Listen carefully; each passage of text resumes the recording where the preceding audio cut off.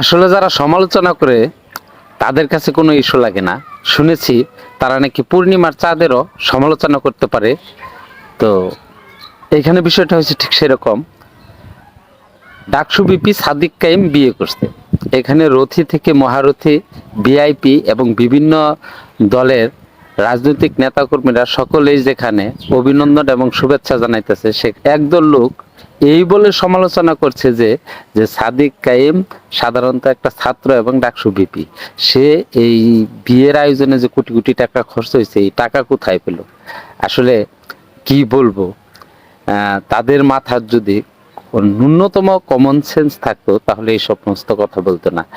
এখানে মেয়ের বাড়িতে দাওয়াত দিছে, এইখানে হাজার হাজার মানুষ গেছে।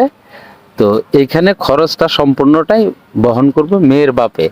আর উনি হলো রিলায়েন্স গ্রুপের চেয়ারম্যান এবং আদার্স আরো বিভিন্ন প্রতিষ্ঠানের সাথে সে সম্পৃক্ত।